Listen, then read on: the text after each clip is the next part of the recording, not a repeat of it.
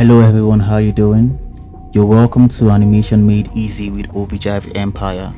In today's class, I'll be walking you through the basics of Adobe Animate, which is the software I've been using for the past 4 years to create my own animations. So in this course, I'll literally be telling you or teaching you everything I've learned over the years. So I hope this helps you in your journey, to becoming an animator. Right, so let's get into today's video. It's taking over, damn, no closure, moving closer. No exposure, I just wanna be a loner. So first thing first, we open Adobe Animate, right? Go to your Windows tab. You see your Adobe Animate if you have it installed already. I'm using the version 2023, but you can use any version of your choice. So let's go. So we open Adobe Animate, we wait for it to open, and while it's open, we'll be met with a blank page. So what you need to do is to go to File, New, as you can see, and you open. When you click, you wait for it to load, and when it loads, it brings you a box where you select the size of the project you want to do. By default, we have HD, full HD, which is 1920 1080, which is the industry standard. But depending on the kind of project you want to do, you can change your settings over here. You can go to HD, 4K. If you want something way bigger, and something smaller, you go for standard. But for me, I always work with 1920 1080 because it's the industry standard. And over here, this is the settings, and here the frame rate depends on how many drawings you get per second. So if you want a more smoother animation, you go for 24 frames per second, but this one is really time consuming. But if you want a fewer frame, you can go for 12 frames per second, but 24 frames per second is the industry standard, so we'll be sticking to that. So once you're done setting up your stage, you create. And when you create, you're met with a blank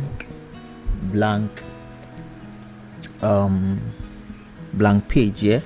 So by default, this is how my software looks like once you just open it. But for a lot of you, it might be different. So I'll reset my workspace so I can get something similar to how yours is. And when we get this white space over here is called the stage. It's called the stage, and this is where we would be doing our animation. This is the stage. Over here you have your timeline. Over here you have your tools, where you see your everything you'll be using for your animation, and the timeline is more important. So first thing first, we have to reset our stage.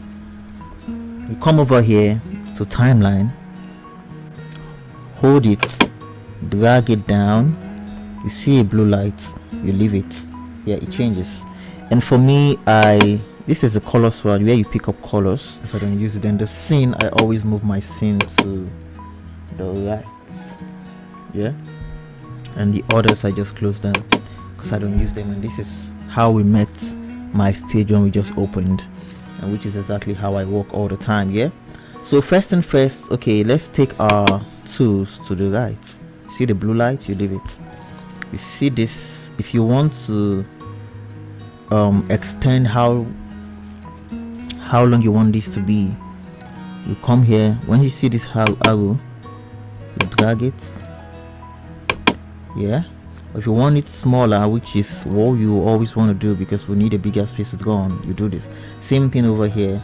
The more you work and create more layers, you need bigger space for this place. But for now, we just have to leave it like this, so we have a lot of space to work with. Now let's get to the tools. On the tools, we will be discussing and talking about the shortcuts to get to these tools, because with shortcuts, it makes your work easier and faster. Without shortcuts, you find yourself clicking all the time, which is very time consuming. Animation on its own is time consuming, so we always need to have a way to make things easier. Yeah, so the first thing on the first tool we have is the select tool. What this does is it selects anything, right? For example, let me draw something. Let's just go bouncing ball, and you want to select the bouncing ball. You come here, select tool. The shortcut for select tool is V. You hover over it, you see you can move things around with your select tool. So we have to write this down, the select tool.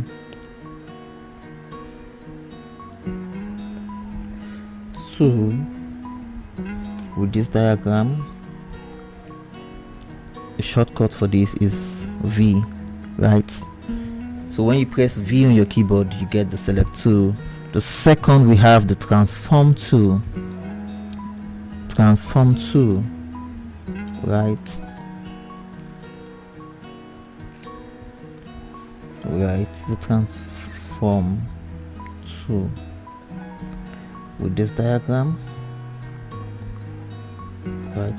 So the shortcut for transform tool is Q, the letter Q on your keyboard. So when you press Q on your keyboard, you get the transform tool. And what transform tool does is, now let's say I draw a ball again, right? And you want to transform this ball. You come here, you drag, you see, you can turn it, transform it to anything you want, right? And this is also very important when you want to, animate or twin something. This is what the transform tool does. You can make something bigger, make it smaller, make it bigger, make it smaller. You see how it's moving. If you want to move an object without interfering with the size and the shape, you press shift on your keyboard, right? When you press shift on your keyboard, you get exactly the same thing how you do it, right? Shift on your keyboard, it doesn't change in size, it just changes size, sorry, but it doesn't change in shape, just the size. But if you want to change the size and the shape, you let go of your shift, the shift button on your keyboard, and you see what happens. So that's that for the transform tool. Next, we have the lasso tool. The lasso tool is basically the same thing as the transform tool, but this transform tool works in boxes, while the lasso tool is more like a freestyle. For example, let me throw a bouncing ball again, right?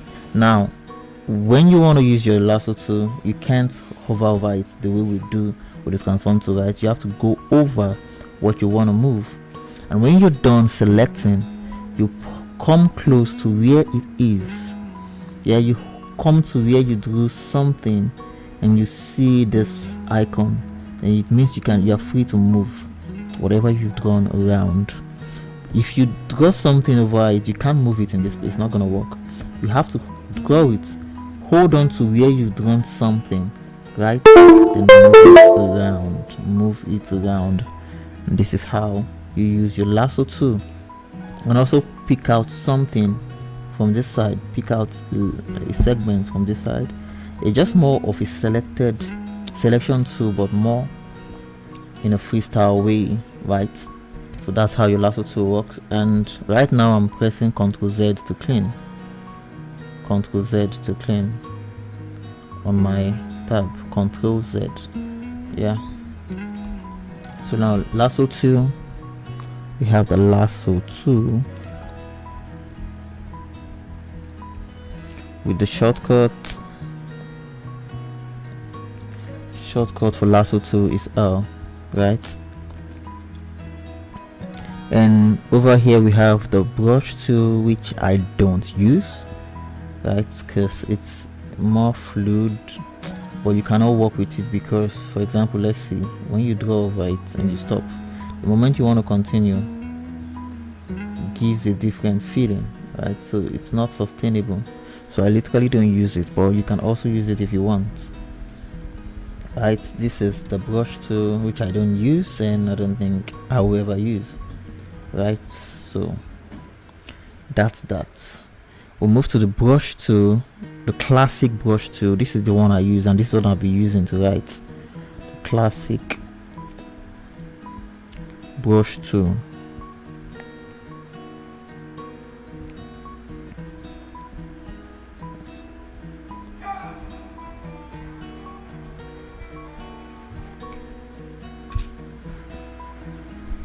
On the shortcut for the classic brush tool, is B, right? What do you do with the brush tool? Well, you draw with the brush tool, you write with the brush tool, you can do anything. This is the brush tool. This is what I've been using to write. Yeah. So you draw with the brush tool, you write with the brush tool, you literally do everything you want to do. Your drawing sketches with the brush tool. It's a very important tool that you're going to use a lot while working with Animate, especially if you're doing traditional animation. Yeah, so you're going to use it a lot. And up next we have the eraser tool. Yeah, so I think this is the brush tool. We go on your hand, let's just do somebody nice, somebody happy. Okay, let's make him happy. Yeah, someone nice and someone happy. Yeah, it's just a freestyle drawing, nothing serious.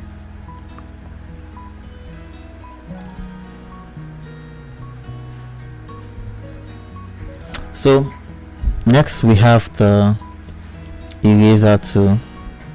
What this does is just to clean, as it implies, eraser tool, right? We all use erasers in school, so we know what it means. And the shortcut for eraser tool is E. And when you click E on your keyboard, you can clean what you've written. Yeah. Then you can also increase the size over here. I think we have to come back to this button later. Yeah, you can increase or decrease or increase the size of your eraser tool over here. I think we'll talk about this later. So that's your eraser tool. Then we have the rectangle tool.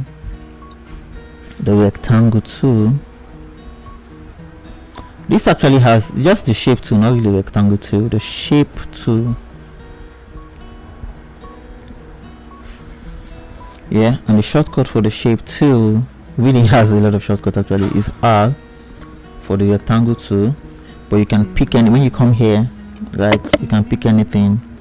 This is your rectangle tool. I picked rectangle. You see how it's in free transform mode. If you want to get a perfect rectangle or square, you press shift. You see, you get a perfect square when you press shift, as you can see. Right, same happens when you go to this same place. You click, right click. Oh, sorry. I think Marvin.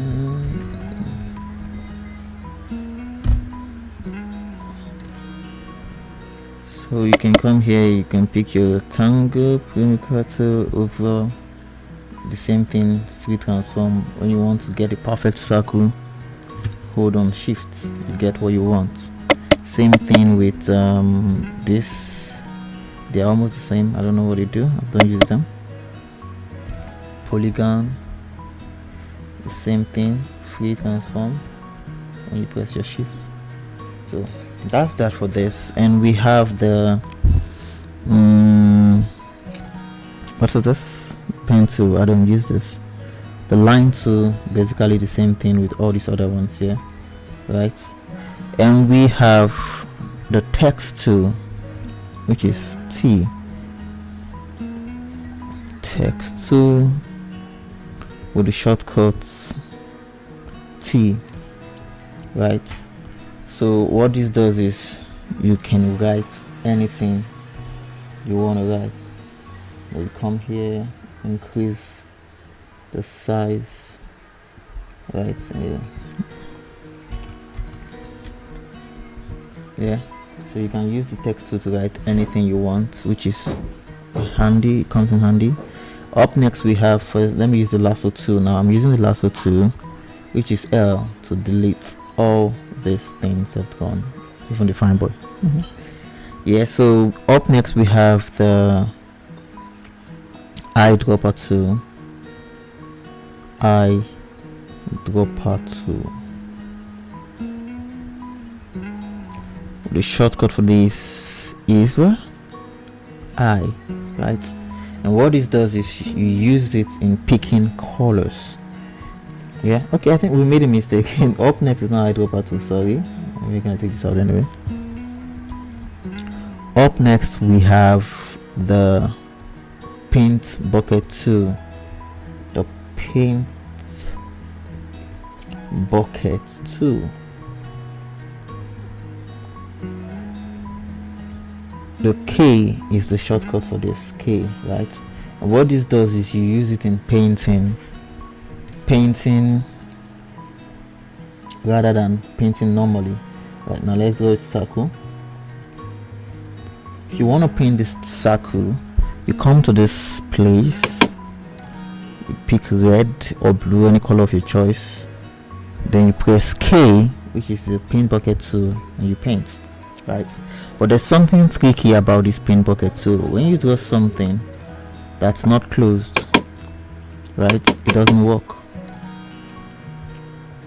If you draw something that's not closed, it doesn't work. It doesn't work.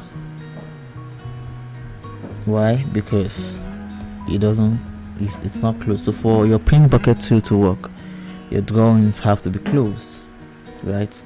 I'll show you another way to do this. If let's say you've gone very far in your drawing and you don't know where the space in your drawing is to fill it up, yeah, there's also another alternative, but I'll show you that later when we start talking about the property tools. You get what I'm saying? Okay, so that's that. You have to close. So I just press B on my keyboard. Okay, you can see. Okay, it's even showing. I like that. You can press B on my keyboard, then you use your K. You can see I just press my K, and you can paint. Come here, color swatches, pick any color of your choice, use your paint bucket tool, and you can't. So go back to L, which is our lasso tool, then you press backspace, which is delete. Backspace is delete. So let me write it down. Backspace, sorry. Let's change back our colors. Backspace on your keyboard is delete, or the delete button itself. Yeah. So after this we have the eyedropper tool. The eyedropper tool. Eyedropper tool.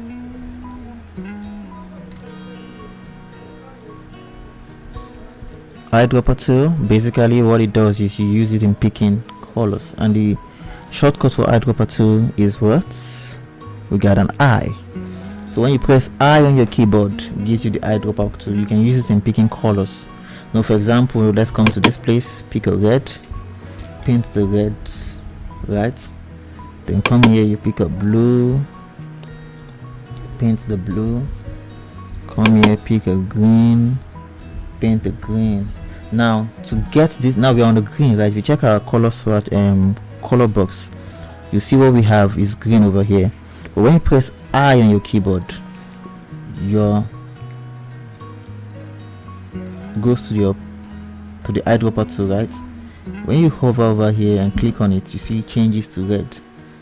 Why? Because that's what it does. It picks a color ready to paint, picks a color ready to paint, and once you pick the color, it transforms itself to the bucket tool immediately.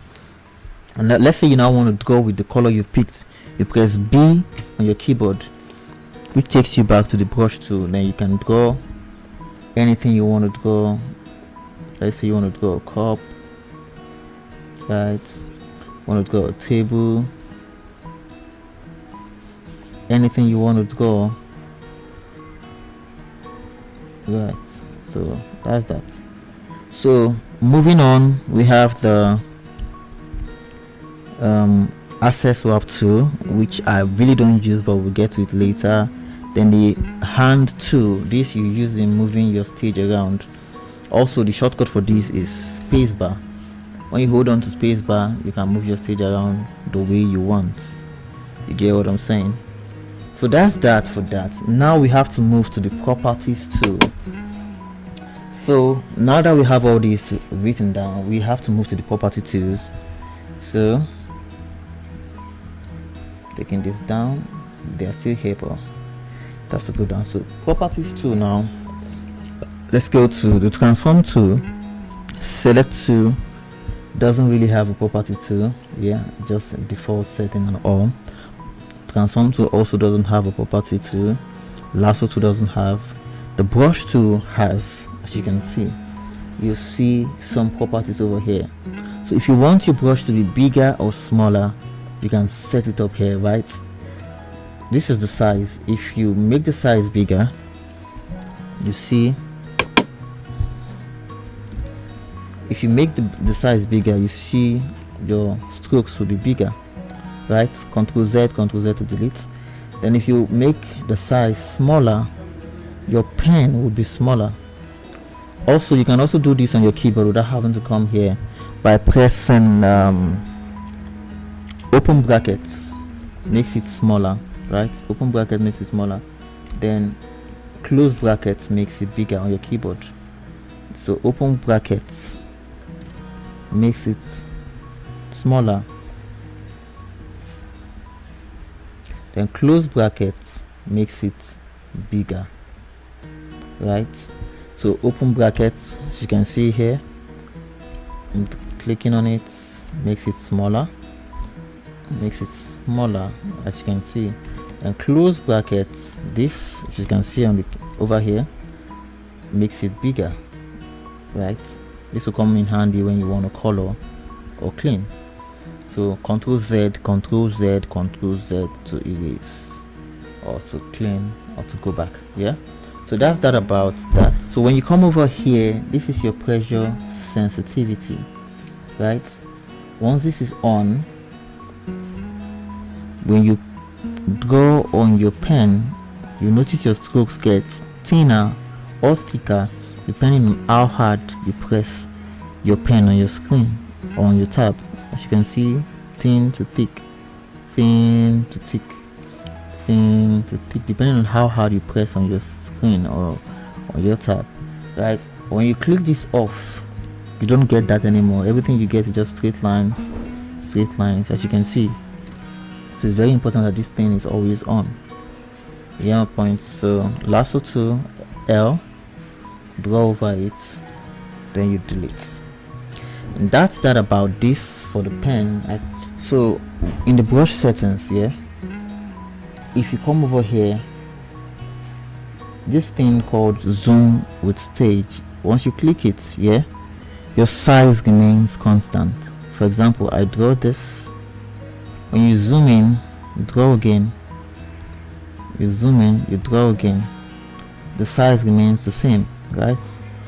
No matter how far I move, the size remains the same. But when you click this off, yeah, you see the size, you go in, you see the size, see it's not the same. The more you go in, the more it changes. Are you seeing? This is not sustainable when you want to draw. You get my point? So your settings has to always be in zoom with stage. You get zoom with stage, right? So go to L again for lasso tool, go around it and delete. You get what I'm saying? So that's that for that. The eraser tool has the same settings. So if you want it to be bigger, come here, you clean. Okay, let me draw something, right? Eraser tool, you come here, you make, if you want your eraser tool to be bigger, you see, then if you want it smaller, you see, you can always change the settings over here, right? So very important. Next we have I think that's about it. Then the settings, when you go to your text tool, there's also settings here, right? You can make things bigger, make things smaller over here. But there's something I didn't talk about. This pen, for example, there's a settings here called paint normal, paint fill only, paint behind, paint selection, and paint inside. So the paint normal is, for example, I have a drawing. Let me go back to black. I have a drawing of let's say, let's just go somebody basic here. Now, and I want to color this drawing, right? Based on the fact that I have the settings on paint normal, when we come here, let's go to our eyedropper tool. Let's pick this color blue, go back to our brush tool B. Now we want to paint this drawing. Once you paint on it, you see you're painting on the lines. Why? Because you have it on paint normal. But when you come here, you go to paint fills only. What paint fills only does is it paints this line.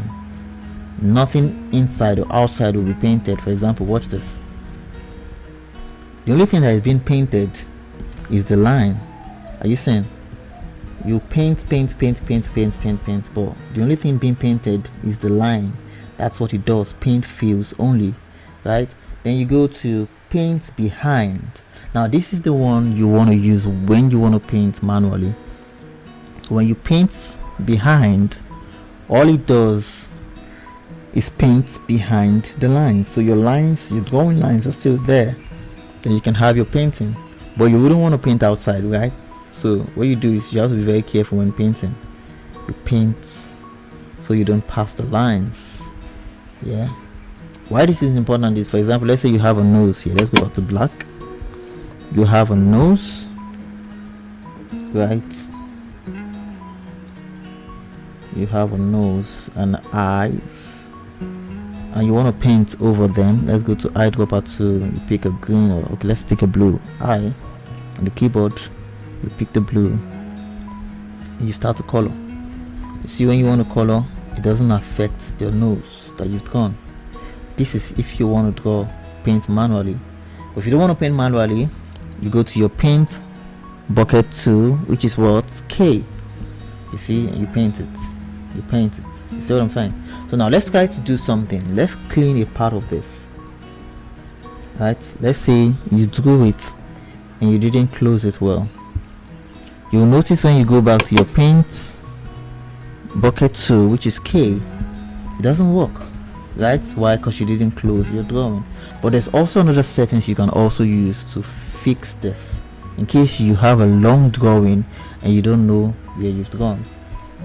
So you come to these settings over here, your properties panel, come to these settings over here. You see close, don't close gaps, close small gaps. You see this still didn't work, right? Let's go back to this. Close medium gaps, still didn't work, right? Come over here, close large gaps, still didn't work. Maybe because the space in between is just too much. So let's make it a little bit open, but not that open, as you can see. So let's see if it will work. Go back to K, your paint bucket tool, and go to small, close small, still didn't work. Close medium, still did not work. Close large, still didn't work. Why? Because the lines in that closed, right? So that's that about this settings. Yeah, I think that's that about this settings. So I'll stop here for today, and in our next video we'll be talking about the timeline. Yeah, so we'll be animating something with the timeline. I'll be telling you the shortcuts you need and everything you need to know about the timeline. Yeah, so I'll see you in the next class. Bye.